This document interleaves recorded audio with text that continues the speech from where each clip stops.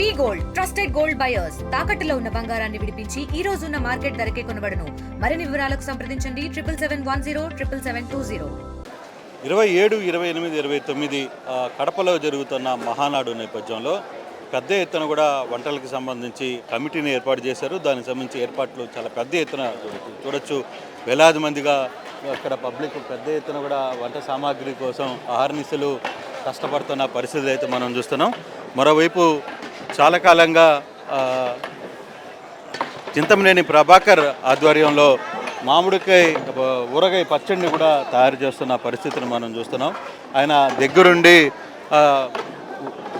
మామిడికాయ పచ్చడిని తయారు చేసే ప్రయత్నం అయితే చేస్తున్నారు. చూడొచ్చు ఎంతమంది మహిళలు ఇక్కడ వేలాదిగా కూర్చొని దీన్ని మామిడికాయల్ని కొడుతున్నారు. మామిడికాయల ముక్కల్ని కట్ చేస్తున్న పరిస్థితిని మనం క్లియర్గా చూస్తున్న పరిస్థితి. చాలా వరకు కూడా వ్యవహారంలో మంత్రులు కావచ్చు, లేకపోతే ఎమ్మెల్యేలు కావచ్చు, వీళ్ళందరూ కూడా దీనికి సంబంధించి ఏర్పాట్లను ఎప్పటికప్పుడు దగ్గరుండి వీక్షిస్తున్న పరిస్థితి అయితే మనం చూస్తున్నాం. దగ్గరుండి చింతమనేని ప్రభాకర్ అండ్ దేవినేని ఉమా ఇద్దరు కూడా మామిడికాయని ఏర్పాటు చేశారు. తన ఊరి నుంచి ప్రత్యేకంగా ఈ పచ్చడిని తీసుకుని వచ్చారు అనేది తెలుస్తోంది. చింతమనేని ప్రభాకర్ గారు మనతో ఉన్నారు, మాట్లాడే ప్రయత్నం చేద్దాం. సార్ ప్రత్యేకంగా ఈ మామిడికాయని తయారు చేయడంలో ఏంటి మీరు మీ ఊర్ల నుంచి తీసుకుని వచ్చి ఇక్కడికి రాయలసీమ వాళ్ళకి మంచి ఘాటైన ఆవకాయని పెట్టాలని కోరుకుంటున్నారా? ఇది ఎండాకాలం, ఇప్పుడు కొత్త పచ్చడి ఉంటుంది. మీకు చికెన్కి మటన్కి ఎంత ప్రయారిటీ ఉంటుందో ఫుడ్ ప్రియుడికి మామిడికాయ పచ్చడి కూడా అంత ప్రయారిటీ ఉంటుంది. ఆ వైట్ రైసు వేడి దానిలో ఆ ఎర్రటి ఆ మామిడికాయ పచ్చడి వేసి తింటే ఆ టేస్ట్ వేరే అనేది నా ఫీలింగ్. అంటే ప్రతిసారి ఏదో ఒకటి ప్రత్యేకం చేయడంలో మీరు దిట్ట. అందుకని ఈసారి రాయలసీమ వాసులకి అందులో ఇక్కడ ఉన్న వేడికి మరికొంత వేడిని అందించాలని ప్రయత్నం చేస్తున్నారు. అది అందరూ తినాలి. మా నాయకులు, మా కార్యకర్తలు, మాకు ఈ స్థాయిని కల్పించినటువంటి మా వాళ్ళ కోసం ఏం పెడతాకైనా మేము సిద్ధంగా ఉండాలి. కాబట్టి ఎప్పుడూ పెట్టినటువంటి మటన్ చికెన్ కూడా ఈసారి మహానాడులో పెడుతున్నారు. కానీ మీరు ప్రత్యేకంగా మీకే ఎందుకు ఇది కేటాయించారు చెప్పండి? అసలు వంట విభాగం మొత్తానికి కూడా మీ చేతిలో ఎందుకు పెట్టారు మీ అధినేత? విభాగం అంతా ఏం పెట్టలేదు, నన్ను ఈ కమిటీలో వేశారు. నా బాధ్యత కాబట్టి నేను కమిటీలో ఉన్నా కాబట్టి నేను ఒక నాయకుడిగా, కార్యకర్తగా, ఒక ప్రజల మనిషిగా నా దగ్గర అందుబాటులో ఉన్నటువంటి కాయలన్నీ వేసుకుని వచ్చి పట్టిస్తున్నాను. నాటుకోళ్ళు ఏమైనా తెచ్చే ప్రయత్నం చేస్తున్నారు? లేదు, నాటుకోళ్ళు తేటలేదు. నాటుకోళ్ళు సీజన్ కాదు ఇది. సరే, ఇంకా ఏమన్నా స్వీట్స్ కానీ మీరు అంటే మీకు కొంత కొత్త వెరైటీ? ఇప్పుడు తాపేశ్వరం కాజా పెడుతున్నారు, ఇప్పుడు అల్లూరయ్య మైసూర్ పాకు పెడుతున్నారు. ఏమేమైతే పెట్టాలో అవన్నీ పెడుతున్నారు. మటన్ దోసకాయ పెడుతున్నారు, గోంగూర చికెన్ పెడుతున్నారు. ఇవన్నీ ఎప్పుడూ లేదు మహానాడులో, ఇలాంటివన్నీ కూడా తినిపిస్తున్నారు కదా. కానీ ఈసారి రాయలసీమ వాసులకి మీ టేస్ట్ అన్నీ చూపించే ప్రయత్నం చేస్తున్నారు ఒకటి. కానీ ఇక్కడ జరిగిన మహానాడులకి కంటే భిన్నంగా ఇక్కడ మహానాడుకి జరుగుతోంది. కాలం మారుతుంది, రోజులు మారుతున్నాయి, మరి ఉన్నటువంటి కేడర్ మారుతున్నారు. కేడర్ యొక్క మనోభావాలు తగ్గట్టుగానే ఏర్పాట్లు చేస్తున్నారు. వేరే విషయం ఇంకోటి ఏదో ఉంది ఖచ్చితంగా. ఇది జగన్ సంబంధించిన ప్రాంతంలో ఈ మహానాడు పెట్టడం కాదు, ఇది జగన్ ప్రాంతం. జగన్ ఆయన ఈ జిల్లాలో పుడితే ఇంకా ఆయనదేనా ఇది? ఆయనదే అయితే మరి ఆయన మన ఎన్ని సీట్లు రాలా? అట్లా ఏం కాదు. మామూలుగా మేము అధికారంలోకి వచ్చాం, మమ్మల్ని గెలిపించింది మా నాయకులు, మా కార్యకర్తలు, మా కేడరు, మా కుటుంబానికి మేము పెట్టుకోవడం తప్ప. డెఫినెట్గా దాంట్లో ఆలోచనలు అంటే రాయలసీమ ప్రాంతాలకి కొత్తగా మన సైడు రుచులన్నీ కూడా ఇక్కడికి కల్పించే చోట్లకి అన్ని రుచులు పెట్టడం అనేది అవసరం కాబట్టి ఇంట్రడ్యూస్ చేస్తున్నాం. దీంట్లో ఏమి రాయలసీమలో పెట్టాం కాబట్టి ప్రత్యేకంగా ఏం పెట్టేదేం లేదు. పార్టీ నిర్ణయమే సుప్రీం. ఫైనల్గా పార్టీ నిర్ణయం సుప్రీం. డెఫినెట్గా మా నాయకుడి యొక్క ఆదేశానుసారమే మేము ఎదురుకెళ్తున్నాం. దాంట్లో ఆలోచన లేదు. నేను ఇంకోటి కూడా చాలా కీలక నిర్ణయం రాబోతుంది.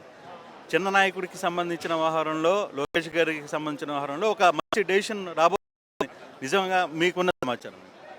నాకైతే ఏం సమాచారం లేదు. మా పార్టీ ఏ నిర్ణయం తీసుకుంటే ఆ నిర్ణయాన్ని కట్టుబడి ఉంటాం. మీరు ఎట్లా కట్టుబడి ఉంటారు సార్? దాని గురించి కాదు, ఇన్డెప్త్గా ఇంకేమన్నా ఉందా సమాచారం? నా దగ్గర అయితే సమాచారం లేదు. సో ఓన్లీ ఈ ఈ ఈ మా ఆవకాయ వడ్డించి పెట్టడం వరకే నా బాధ్యత అంటారా? అంతే, కరెక్ట్గా చెప్పారు. Right sir, thank you. So చాలామంది మంత్రులు తర్వాత దేవినేని ఉమా వీళ్ళందరూ కూడా ఇక్కడికి వచ్చిన పరిస్థితి అయితే మనం చూస్తున్నాం.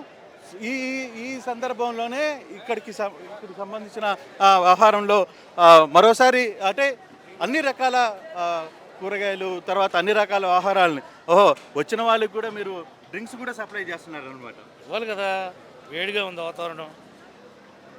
సార్ అంటే మీ మీ మీ సంబంధించిన దాంట్లో ఇక్కడ ఏమైనా కొత్తగా అనిపించిందా? అంటే మీరు చాలా తక్కువ టైంలో ఈ ప్రాంతంలో ఉంటారు కదా, కొంచెం ఎఫెక్ట్ కావచ్చు, క్లైమేట్ కావచ్చు, కొంత కొత్తగా ఏమైనా అనిపించిందా? అట్లా ఏం లేదు, అట్లా ఏం లేదు, ఇంత మామూలే. అంటే ఇంకోటి కూడా అనిపిస్తుంది, రాబోయే రోజుల్లో ఇది ఈ అడ్డాని పూర్తిగా తెలుగుదేశం అడ్డాగా మార్చాలని ఒక ప్రయత్నం చాలా సీరియస్గా చేస్తున్నారు అనే. మారింది కదా, మార్చేదే ఉంది, మారింది కదా. మారింది, ఇది కంటిన్యూ ఇవ్వాలని కోరుకుంటూ మారిందని నిలబెట్టుకుంటూ మా బాధ్యత, ఇంకా మార్చుకుంటూ మా అవసరం, ఆ దిశగా ప్రయాణం చేస్తున్నాం. చెయ్యాలి కూడా కదా, అంతే కదా.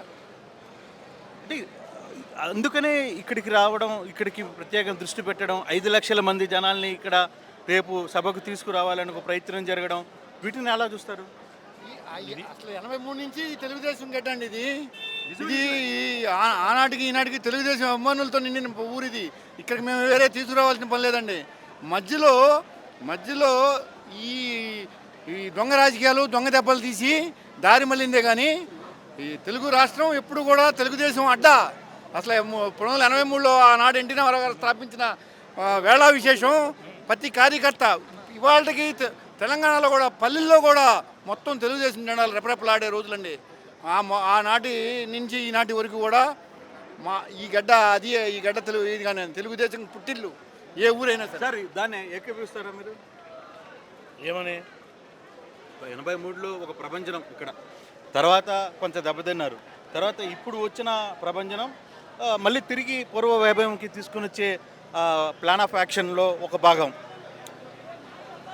ఇప్పుడు రాజకీయంగా కొంత దెబ్బ తగిలిన మాట వాస్తవమే, కానీ ఆ దెబ్బని అధిగమించి మేము నిలదొక్కున్నాం. ప్రజలకి మా మీద, కూటమి మీద ఒక బలమైనటువంటి నమ్మకం ఏర్పడింది. ఆ నమ్మకాన్ని ఒమ్ము కాకుండా మేము ఇచ్చినటువంటి సూపర్ 6 వాగ్దానాలని సక్సెస్ఫుల్గా అమలు చేసి వాళ్ళ జీవితంలో మర్చిపోని విధంగా పరిపాలన ఉండబోతుందని మా ఫీలింగ్. నిన్న జగన్ ఒక మాట మాట్లాడారు చాలా క్లియర్గా మీడియాలో మాట్లాడుతూ, నేను విజయవాడలోనే ఉన్నా, మీరు లిక్కర్ స్కీమ్లో 32,000 కోట్లు అంటారు, 40,000 కోట్లు అంటారు, ఎన్ని కోట్లు అంటారో, నేను ఇక్కడే ఉన్నా, మీరు చేతనైతే డెసిషన్ తీసుకోండి అని చెప్పి దాన్ని ఒక ఛాలెంజ్గా విసిరాలని అనుకోవచ్చా? జగన్ ఒక ఆర్థిక నేరస్తుడు. జగన్ అనేవాడు తండ్రి యొక్క అధికారాన్ని అడ్డం పెట్టుకుని 11 కేసుల్లో, ఈడీ సిబిఐ కేసుల్లో ఇరుక్కుని స్టేలు తెచ్చుకుని కోర్టులో అది త్వరితగతిన విచారణ జరగకుండా ఆపుకునేటువంటి వ్యక్తి. విజయవాడలో ఉన్నా, నువ్వు కడపలో ఉన్నా, బెంగళూరు ప్యాలెస్లో ఉన్నా, హైదరాబాద్లో ఉన్న లోటస్ పాండ్లో ఉన్నా, ఆ టైంలో దాని టైం వచ్చినప్పుడు ఎక్కడున్నా తప్పదు.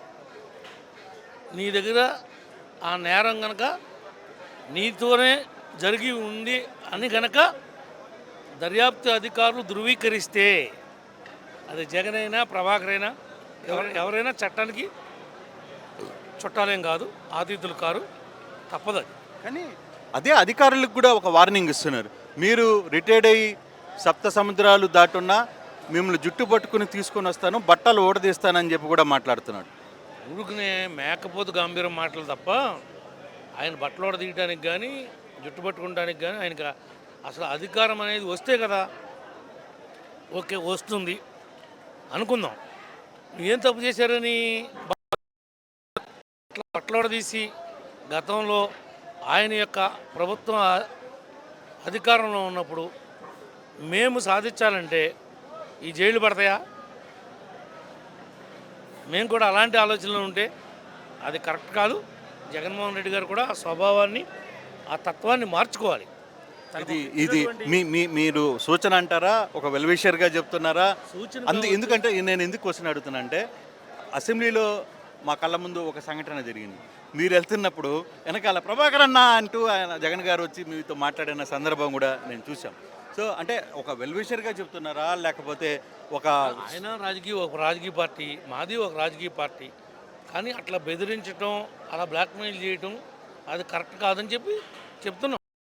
తెలుసుకుంటే ఏదో ఒక రోజు మంచి రోజు ఉండొచ్చేమో, తెలుసుకోకపోతే ఇంక ఇంతే సంగతిలో. సరే, రైట్ సార్. సో ఇది చాలా క్లియర్గా అయితే ప్రభాకర్ గారు ఒకటే చెప్తున్నారు, రాబోయే రోజులు ఎలా ఉండబోతున్నాయి అనే అంశాన్ని పక్కన పెడితే ఇప్పటికిప్పుడు జరుగుతున్న పరిస్థితి విపరీతమైన ఎండలో కడప నడిబొడ్డున తన ఊరి నుంచి మంచి మామిడికాయలు తీసుకుని వచ్చి ఈ రాయలసీమ వాసులకి మంచి ఘాటైన ఆవకాయని రుచి చూపించడమే కాదు, ఘాటైన రాజకీయ ప్రసంగం కూడా ఈ 2 రోజుల్లో ఆయన చేయబోతున్నారు. వేచి చూడాలి ఏ విధంగా ఉండబోతుంది అనేది. చింతమనేని మార్క్ ఏంటో ఈసారి మహానాడులో కూడా జరగబోతుంది అనేది చాలా స్పష్టంగా తెలుస్తున్న పరిస్థితి. Lotus studio. ఇండియా పాకిస్తాన్ తాజా అప్డేట్స్ కోసం డౌన్లోడ్ చేసుకోండి RTV లైవ్ యాప్.